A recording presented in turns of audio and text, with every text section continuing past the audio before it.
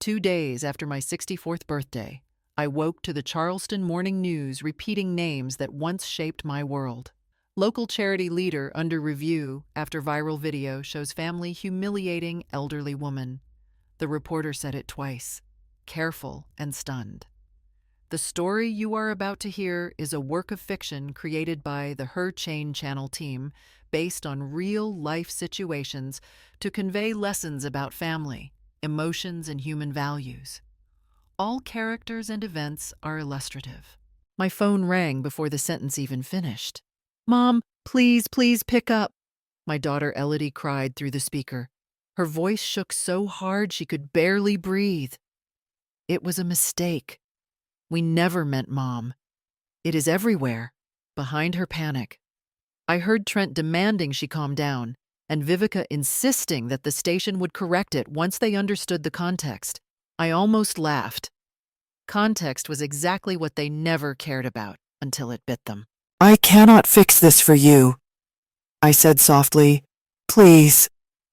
I am begging you," Elodie whispered, but she did not wait for an answer. She kept talking over herself, her words flooding in circles, denials, excuses, promises she had never kept. When she finally went quiet, she waited for me to break. I did not. I ended the call without another word. The television kept replaying the clip, a shaky phone pointed at me while a woman off-camera, Vivica, laughed under her breath. I turned the volume down and let the silence settle. It felt familiar, like a room I had lived in too long. Then the memory pulled me backward. 2 days earlier, Charleston's waterfront smelled of salt and rain. I sat across from my daughter at a restaurant she had chosen, a place where birthdays were supposed to be gentle occasions. Instead, she pushed a stack of papers toward me, disownment documents already signed. Vivica held her phone up, pretending to frame a moment worth remembering. "Elodie," I said, "you do not have to do this." She would not meet my eyes. "Just sign it." I felt something inside me steady instead of collapse. I looked from her to Vivica, then back again. "In 2 days. I told them. You will understand exactly what you just walked into." Even Vivica lowered her phone for a moment. When the news replayed the video for the third time that morning, I turned it off and let the quiet press in. It was that silence that opened the door to memories I had spent years folding away. I raised Elodie alone after my husband died when she was 6. Back then, every decision I made was about keeping her steady. I worked double shifts, packed her lunches, paid for her schooling one scraped-together payment at a time.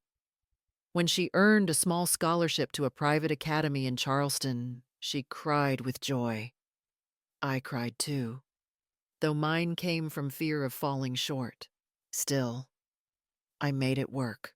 As she grew older, Charleston's social world wrapped itself around her. She was invited to community galas, youth church outreach programs, and charity auctions run by families who had known one another for generations. I stood on the edges of those rooms, smiling, proud, and always slightly out of place. Elodie would squeeze my hand and whisper, "You're doing great, Mom," as if I were the child learning the rules. Then she met Trent Hart at a fundraising volunteer event. His mother, Vivica, swept in with compliments that sounded polished rather than warm. When she said, "Elodie has such potential," I heard the unspoken line, potential to rise, potential to be shaped. 1 year before the birthday incident, Elodie called late at night, asking for help. "Trent's father needs sudden medical care," she said, voice thin with worry. "We need $2,000 to cover the gap." "Please, Mom." I transferred the money without hesitation. Months later, I overheard someone at a church luncheon thanking Vivica for her luxury weekend retreat on Kiowa Island when she mentioned the exact amount the trip cost. Something in my chest twisted. I kept my face still, but inside, a thread began to loosen. Elodie grew more polished, more poised, more heart, and slowly, Vivica's compliments faded, replaced by cool assessments, her way of deciding what belonged in her world and what did not. I could feel myself being nudged to the outskirts, careful, polite, unnecessary. Elodie settled into the Hart family with a kind of ease I had never seen in her before. She learned their habits quickly, the polished greetings, the careful pauses in conversation, the way they made generosity look effortless, even when it was perfectly calculated. She started saying things like, "Mom, you do not have to worry about bringing anything. Vivica has a system." And I felt myself slipping into the role of someone who needed instruction rather than someone who raised her. Soon I was the one picking up the children from school whenever Elodie had a committee meeting. I covered repair costs when the Hart house needed a sudden fix, because Trent always said, "It is just temporary, Amarin. We will repay you soon." They never did, and I never pushed. I filled in every gap they left open, and in Charleston's old money circles, there were many. The divide widened during one of their garden events. I dropped off homemade cookies for the children and saw Vivica directing a florist with the precision of a surgeon. Elodie waved to me from across the lawn, but she did not come over. I stood by the fence, waiting for someone to acknowledge me. No one did. A week later, I arrived early to pick up the children. As I walked through the side entrance, I heard Vivica speaking in her usual warm tone, except this time, the warmth was stretched thin. "Trent married well," she said to a friend. "Elodie is bright, poised, adaptable. But the mother," her voice lowered, "but not enough. She is unpolished." I did not move.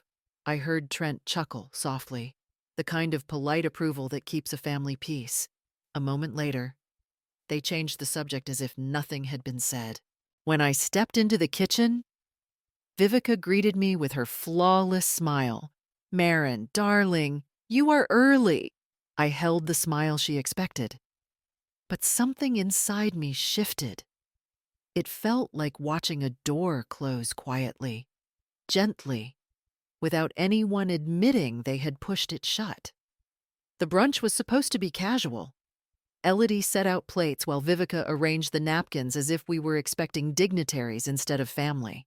Trent poured mimosas and talked about an upcoming charity event, the kind that required everyone to dress as if they were auditioning for approval. Elodie's phone buzzed on the counter. She stepped into the hallway to answer the door, leaving it unlocked and glowing. I was reaching for a dish towel when the screen lit again bright, impossible to ignore. A preview of a message appeared above the keyboard. "We will hand her the papers on her birthday. Vivica, record it. I want her to finally understand." My hand stopped midair. Another bubble appeared. This one from Trent. "She has been dead weight for years." The words sank like stones. Before I could look away, another message came through Noelle, one of Vivica's friends. "Are you sure this is necessary? It feels cruel." A rare flicker of conscience in the middle of the performance. Vivica replied instantly, "It is time she learns her place." The phone dimmed, the messages vanishing into the black screen. For a moment I just stood there, hearing the clatter of silverware and the cheerful hum of voices in the next room, the surface of family life carrying on without a ripple. Elodie called from the hallway. "Mom, can you check the quiche? I think it is burning." Her voice held no hint of guilt, no hesitation, nothing that matched the words I had just seen. I placed the towel down and nodded when she re-entered the kitchen.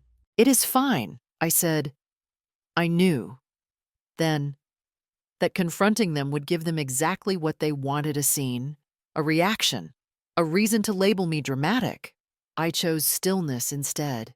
I watched, listened, observed. And later that night, I pulled out my old file box and began organizing every document they had once relied on me to manage.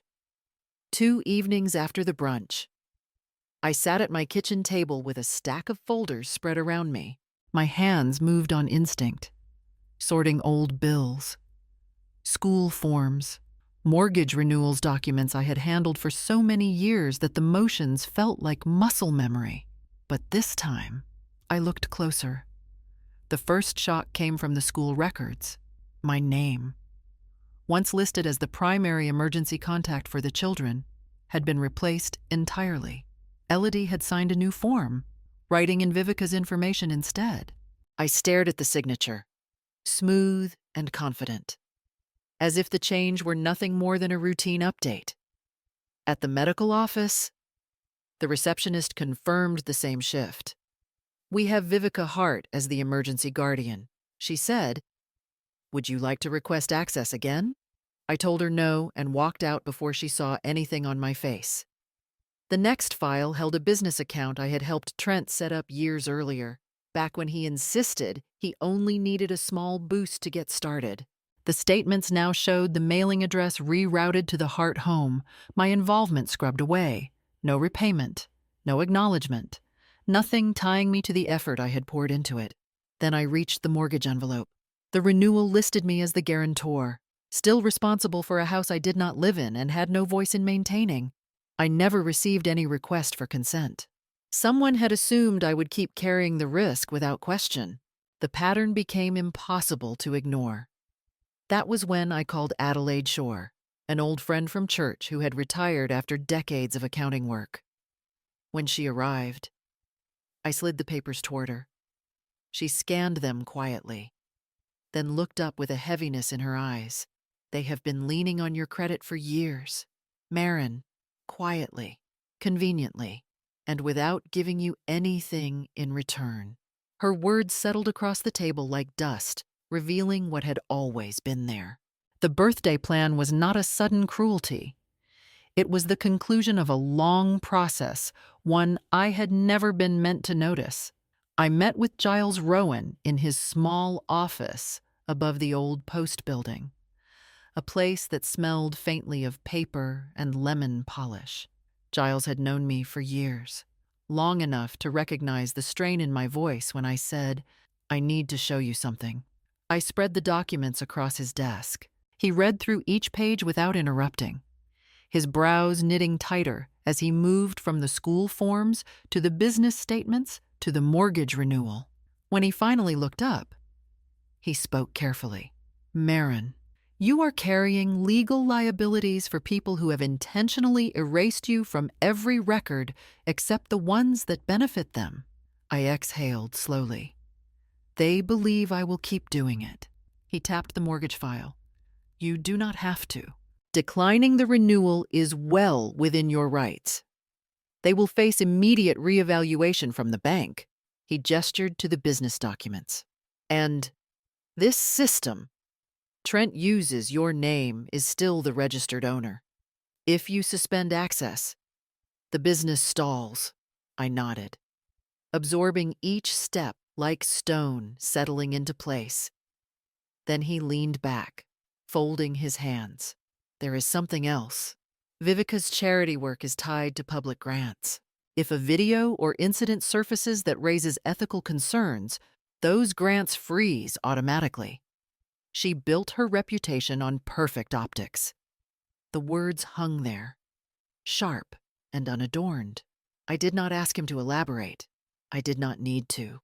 "Giles," I said quietly, "I am not looking to destroy their lives." "I know," he replied, "but you can stop allowing them to use yours." That night, I sat at my dining table and wrote out my plan in clear steps. Decline the mortgage renewal first thing in the morning. Submit the documentation packet of Elodie's misrepresented funds. Suspend the digital systems registered in my name. 3 actions: quiet, lawful, final. When I finished, the grief that had been gnawing at me for months did not rise again. Something steadier took its place, a kind of calm that felt like closing a door I no longer wished to walk through. The restaurant buzzed with soft chatter, but at our table the air felt staged, as if everyone else had rehearsed a scene I had not been given the script for. Elodie sat across from me, too still for a birthday lunch. her fingers tapping the edge of an envelope she kept half hidden beneath her napkin. Trent leaned back in his chair, watching with the eager detachment of someone waiting for entertainment. Vivica held her phone angled toward me, pretending to fix her camera settings. When the waitress stepped away, Elodie slid the envelope across the table. "You should open it now," she said. Her voice trembled with anticipation, not fear. I did not touch it. "What is this, a necessary step?" Trent answered before she could. "It is better to be clear about roles in a family. Cleaner for everyone." Vivica's smile tightened as she hit the record button. "Go on, dear. Let her see." Noelle sat beside her, hands wrapped around her glass. She stared down, refusing to meet my eyes. That small flicker of discomfort was the only honest thing at the table. Elodie pushed the envelope closer until it touched my plate. "Mom, just open it." I looked at her, at the daughter I had carried, raised, defended, and saw none of the softness she once had, only determination sharpened by someone else's approval. "You want a reaction?" I said quietly. "Something you can point to later." Vivica leaned forward. "We only want closure. Please cooperate so we can move on." The words came before I planned them. "In 2 days, you will understand exactly what you just walked into." Vivica blinked. Trent smirked. Elodie frowned, confused, as if she had expected tears. Not a sentence that landed like a warning. I stood, leaving the envelope untouched on the table. No one stopped me. No one followed. Outside, the noise of the restaurant faded behind me. The door closed, and the first clean breath I had taken in months settled into my lungs. The morning after the birthday ambush, my phone started buzzing before sunrise. By the time I reached the kitchen, the notifications were stacked like falling dominoes. A message from a neighbor, a voicemail from an old church friend, a text from Adelaide. "Turn on the community page now." The video appeared at the top of the feed, posted anonymously, but I recognized Noelle's writing style the moment I saw the caption. "Mother-in-law humiliates elderly woman for fun." The clip played without pause. Elodie sliding the envelope toward me, Vivica recording as if she were documenting wildlife. Trent encouraging the moment like a cue director. My voice stayed steady, even in the recording. "In 2 days, you will understand exactly what you just walked into." Within an hour, the comments multiplied. By noon, the Charleston Preservation Society released a brief statement. "We are reviewing the conduct of board member Vivica Hart in relation to recently surfaced footage." The Coastal Women's Fund followed minutes later with the same tone, careful, distancing, unmistakably serious. Around midday, Elodie called. "Mom, my supervisor wants a meeting. They said there are ethical concerns about the video." I did not know it would spread like this. We did not mean I did not answer her panic. I let her speak until she had used up every excuse. Then Trent tried. "Marin, the business account is frozen. Someone filed compliance documents against us. I know you are upset, but this is going too far. It is a review." I said, nothing more than the truth. Late that afternoon, a local reporter reached out. "Ms. Dalka, would you like to comment on the video?" "No," I said. "The footage speaks for itself." I set the phone aside and watched the evening light settle across the kitchen. I had done nothing more than pull my name out of the hands that misused it. Everything else had unfolded on its own. By the next morning, Charleston's social circles were churning. Vivica arrived at the Coastal Women's Fund meeting in a tailored suit and a brittle smile, clearly expecting sympathy. I sat in the back row, invited by Adelaide, who insisted I had every right to be there. Vivica opened the meeting with practiced poise. "I understand a video has caused concern," she began. "I assure you, the situation was misunderstood.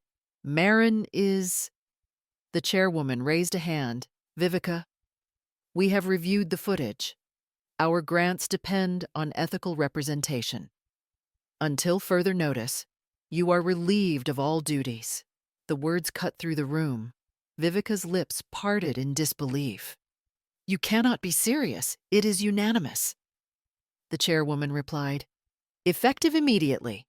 Vivica turned toward me as if I were the one pulling the strings. Marin, this is absurd.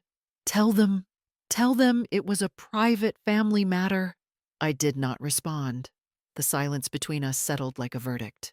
Outside the meeting hall, Elodie rushed toward me. Her face was streaked with frustration more than remorse. Mom, you could have told them it was a misunderstanding, but you could have helped. Why would you let them think the worst? I did not tell them anything, I said. They drew their own conclusions. They are destroying her reputation, she insisted. She recorded herself doing that. I answered. Trent joined in, voice sharp. This all spiraled because you overreacted. You filed those documents. You knew the bank would freeze things. You waited for the perfect moment to make us look like monsters. No, I said. I stopped carrying the weight you put on me. A group of women approached hesitantly. One of them, a longtime volunteer, spoke softly. Marin, I always wondered why we never saw you at Hart family events. I thought you chose to stay away. Now I understand. Her words struck deeper than any accusation. People had noticed. People had wondered. As the crowd drifted away from Vivica, from Elodie, from Trent, something inside me aligned. I was no longer trying to earn a place in their world. I was simply stepping out of it. The announcement came 3 days after the meeting. I was standing in my kitchen when Adelaide called. They chose you. Marin, she said, the Coastal Women's Fund voted unanimously. They want you to take Vivica's former seat. I closed my eyes for a moment, letting the words settle. Are you sure they insisted? She replied. Your years of quiet work speak louder than anything Vivica ever performed. When I entered the next board meeting, the room rose to greet me. The applause wasn't loud, but it was steady, genuine. At the far end of the room, Vivica stood against the wall, her face carved into shock. Elodie was beside her, pale and stiff. Trent lingered just behind them, arms folded as though bracing for impact. The chairwoman gestured to the empty seat. Marin, welcome. We are grateful to have you. I took the chair, Vivica's chair, without fanfare. When I looked up, she dropped her gaze first. After the meeting adjourned, Elodie approached me. Mom, you cannot take her place. People will think you did this on purpose. I did nothing but stop shielding all of you, I said. Her eyes filled with a confusion I had seen for years but never named. I did not think it would go this far. It went exactly as far as your choices carried it. Vivica stepped forward then, voice thin. Marin, surely you see how easily the public overreacts. This is temporary. No, Adelaide said from behind me. It was overdue. I signed my first grant shortly after a program providing support for older women navigating financial exploitation. My hand didn't shake. The papers felt lighter than anything Elodie had handed me on my birthday. Later that night, I sat alone on my porch, breathing in the quiet. The life lessons settled into place without announcement. Consequences are not cruelty. They are the natural end of unchecked choices. And reclaiming yourself is not revenge. It is returning to the truth of who you were before someone tried to diminish you. If you found strength in my story, hit like, leave a comment, or subscribe for more.